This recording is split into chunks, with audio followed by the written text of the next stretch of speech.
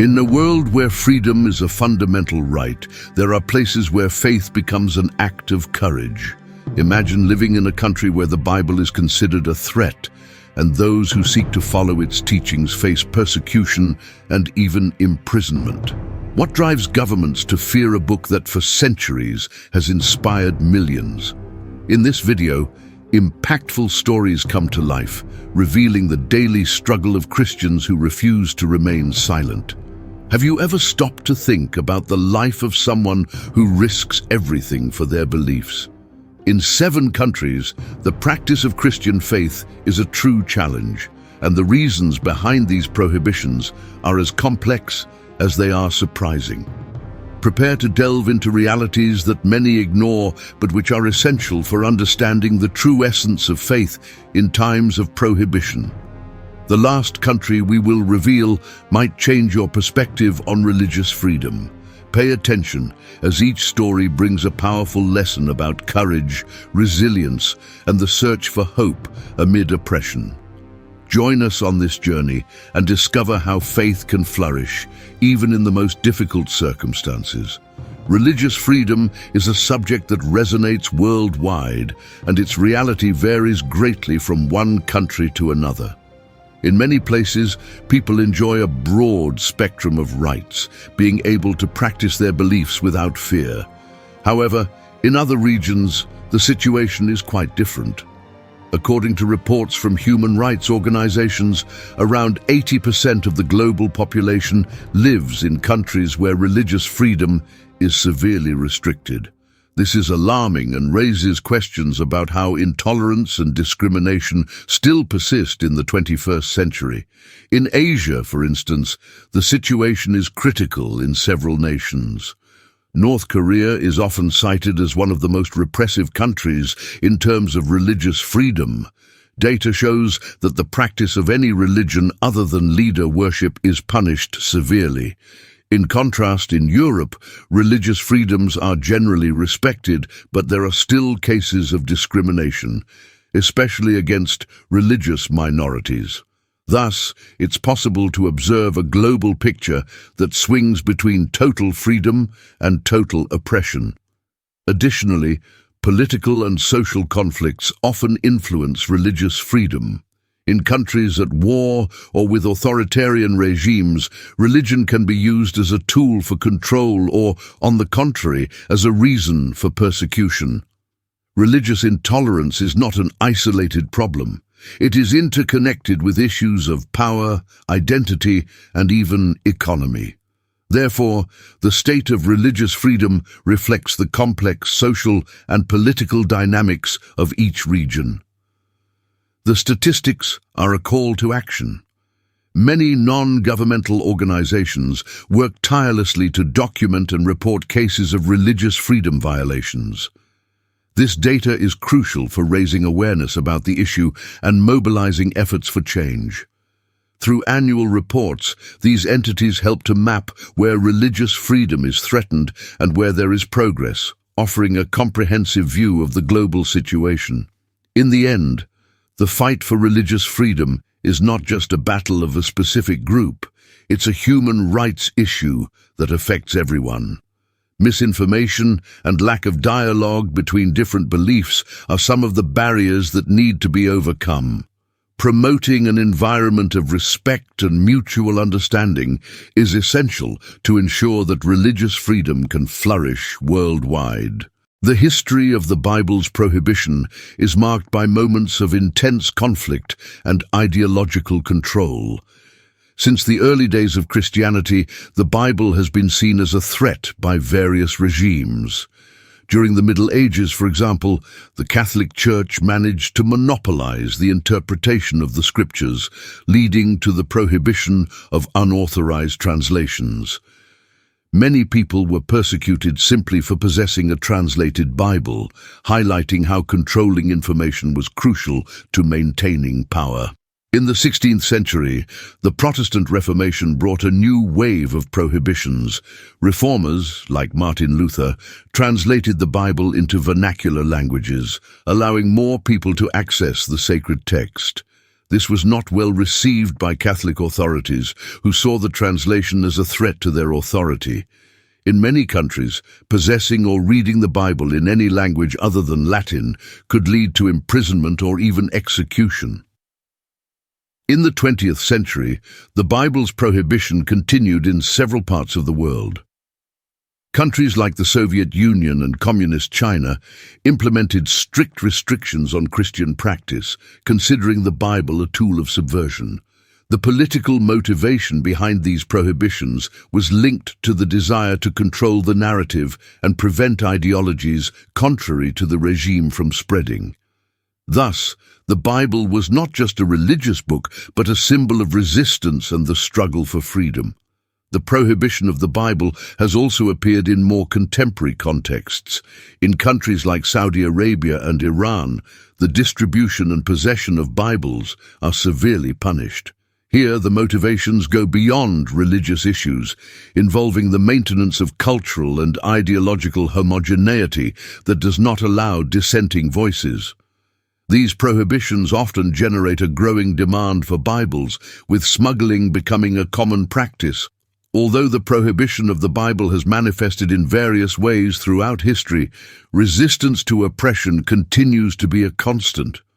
Many Christian communities have found ways to preserve and share their beliefs, even in hostile environments.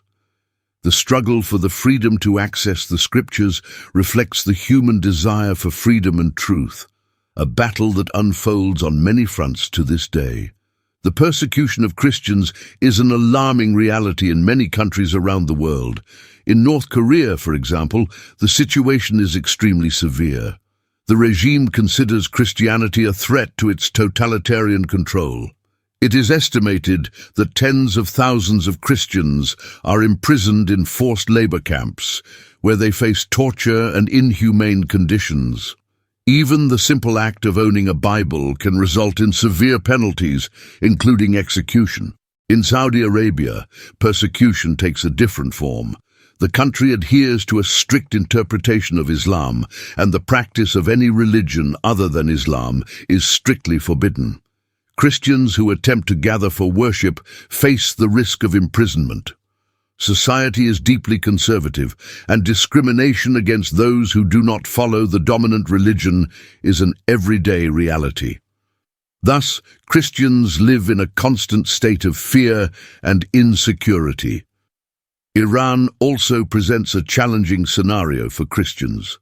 The Iranian government views Christianity as a threat to its Islamic ideology, resulting in severe persecution for many Christians.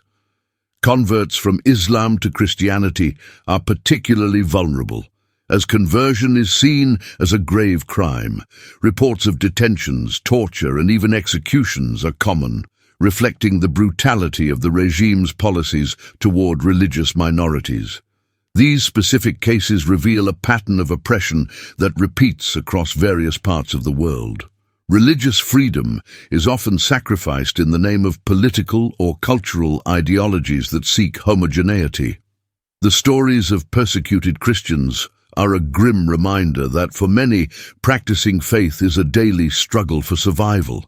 Entire communities face the challenge of keeping their beliefs alive, even under constant pressure. It is important to recognize that despite adversity, many Christians in countries where persecution is intense continue to practice their faith. The resilience and courage of these communities are inspiring, and their stories deserve to be heard. The fight for religious freedom is a human rights issue, and raising awareness about religious persecution is the first step toward changing this reality. The persecution of Christians affects not only individual faith, but also has profound repercussions on communities and families. Often those who identify as Christians face discrimination, isolation, and even violence. The fear of reprisal can lead to the fragmentation of family bonds, as family members may have different levels of commitment to the faith and, consequently, its practice. For many, being Christian in hostile environments means living in constant vigilance, which creates significant psychological stress. Children in persecuted families often feel the weight of this situation. They may be bullied at school, or in more extreme cases, forced to abandon their studies. This not only hampers their educational development, but also affects their self-esteem and sense of belonging. For these children, faith often becomes a refuge, but external pressure can make them reluctant to express their beliefs. Moreover, the Christian community in countries where persecution is intense tends to isolate itself. Prayer meetings and worship, which should be moments of unity and celebration, become anxiety-filled events. The lack of a safe environment to practice faith can lead to a weakening of community cohesion, resulting in a sense of helplessness and despair among believers. Stories of families who have lost loved ones due to persecution reveal the profound impact of pain. Often, these families not only face loss, but also the social stigma that accompanies the death of a Christian in a hostile context. This can make rebuilding their lives even more difficult, creating a cycle of suffering that seems endless. In the end, resistance to persecution is not just a matter of faith, but a fight for human dignity. Christians facing such adversity often become examples of resilience, showing that despite social and psychological consequences, faith can be a source of strength and hope. These testimonies of perseverance are inspiring and highlight the importance of social and psychological support for those facing such challenges. Governments that restrict the practice of Christianity usually do so based on political and ideological motivations. Social control is one of the main reasons. In many cases, authoritarian regimes fear that religious freedom could foster dissent and political opposition. Thus, religious persecution is seen as a way to maintain order and stability, suppressing any ideology that could challenge state authority. Furthermore, extremist ideologies play a significant role in the repression of Christianity.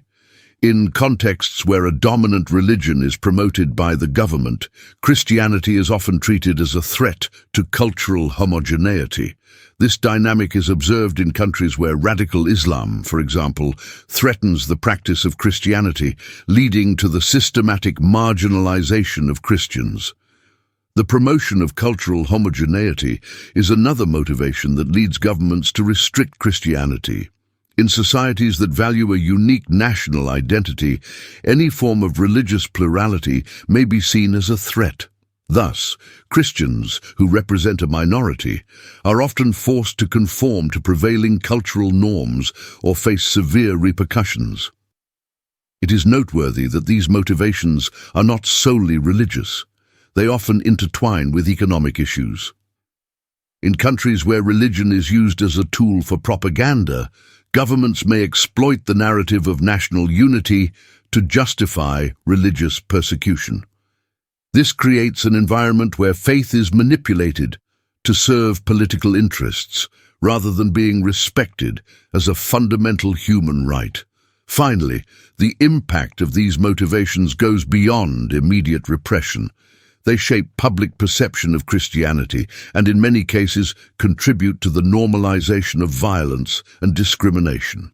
This complex interplay between politics, ideology, and religion makes the struggle for religious freedom an ongoing and multifaceted challenge. Even in hostile environments, Christians find ways to practice their faith and resist oppression. Clandestine meetings, often in secret locations, are a way to keep the community alive. These gatherings, although fraught with risk, become moments of great spiritual significance where faith is reinforced by solidarity among members. Beyond meetings, many Christians develop creative ways to share the Christian message. Books, pamphlets, and even digital media are used to spread teachings, even when distribution is prohibited.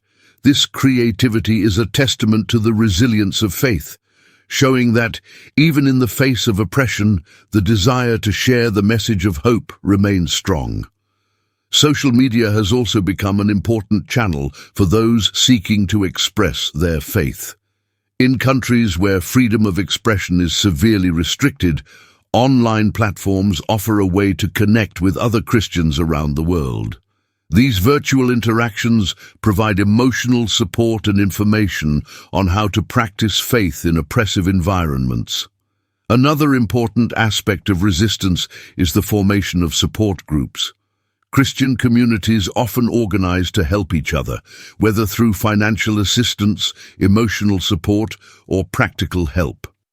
This solidarity is crucial for the survival of faith in contexts of persecution, demonstrating that, despite adversity, unity can provide strength and hope.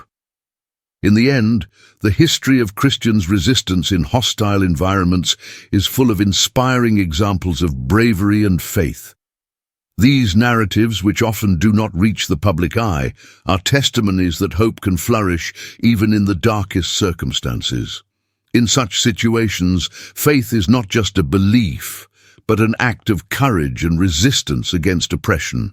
International organizations and NGOs play a crucial role in defending religious freedom worldwide. They work on several fronts, from gathering information on rights violations to pressuring governments to respect freedom of belief. These entities frequently produce reports that document religious persecution, providing a clear view of the realities faced by individuals and communities. Through this, they are able to mobilize public opinion and the media to raise awareness of these issues. In addition to documenting and publicizing cases of abuse, these organizations also provide direct support to persecuted people. Many NGOs create shelters and resources for those fleeing repression. They also help connect refugees with resettlement opportunities in safer countries. This support is vital, as victims of religious persecution often find themselves in extreme vulnerability without access to basic rights. Another important aspect of NGO work is the promotion of interfaith dialogue. Many of them aim to foster understanding and tolerance between different religious groups, believing that peaceful coexistence is key to religious freedom.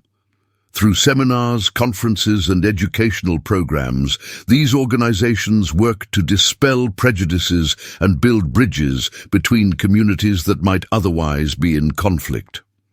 International organizations like the UN and OAS also have a significant role in defending religious freedom. They frequently promote resolutions and guidelines aimed at protecting the rights of all people, regardless of their belief. While implementing these guidelines can be a challenge, international pressure can lead to significant policy changes in countries that violate these rights. Finally, it is important to recognize that these organizations' work faces constant challenges. They often operate in hostile environments where freedom of expression and association is limited. Nonetheless, the courage and resilience of these entities are fundamental to the fight for religious freedom, as they continue to advocate for those without a voice and expose injustices occurring in various parts of the world. When it comes to religious freedom and approaches to the Bible, China is a surprising country. Known for its strict social control and censorship policies, China presents a unique complexity regarding religion. Although the Chinese constitution states that citizens have freedom of belief, in practice, the situation is quite different. The government maintains strict control over religious activities, especially those not aligned with the Communist Party's guidelines. The Bible, for example, is published and distributed under strict conditions. Authorized editions are printed and sold, but often these versions are censored, containing alterations that align with the government's ideology. Furthermore, the import of unauthorized Bibles is strictly forbidden, and congregations attempting to practice their faith outside state permission often face severe repression. This leads many Christians to seek clandestine ways to access and share the scriptures. China's approach to religious freedom is, in many ways, an attempt to maintain cultural homogeneity and avoid the influence of external ideologies. The government fears that religious movements could challenge its authority and national unity. As a result, persecutions and detentions of religious leaders and members of unregistered churches have become common. This shows how a seemingly surprising approach to religious freedom can, in fact, conceal deep authoritarian control. While many may think that China is a monolithic nation in its approach to religion, there is a growing phenomenon of Christians practicing their faith in innovative ways. House churches and underground communities have thrived amid repression, showing that faith can adapt and find ways to express itself even under adverse conditions. This is a testament to the resilience of faith in the face of prohibition. Finally, China's approach to the Bible and religious freedom is a reminder that the realities faced by believers vary widely around the world. While some countries strive for greater religious freedom, others, like China, show that the struggle continues, and the search for truth and faith is a journey many still face, even when the challenges are immense. As we reflect on the stories we've heard today, it is important to remember that faith is a powerful force that cannot easily be extinguished. Even in countries where the Bible is banned, many continue to believe and gather in secret, defying the risks they face. These stories of courage and perseverance show us that the quest for religious freedom is a universal human desire. Now think for a moment. How would you react if your faith were challenged? Would you have the same courage as these Christians? The difficulties they face remind us of the importance of valuing the freedom we often take for granted. And if there was a way to help these communities, what actions could you take to support those who fight for their faith? Solidarity is an important step. Share this video, talk to friends, and help raise awareness of this reality. Remember, every story we tell is an invitation to reflection and change. In upcoming videos, we'll explore more about faith in challenging times and how hope can shine even in the darkest hours. Stay with us and continue this journey of discovery and inspiration.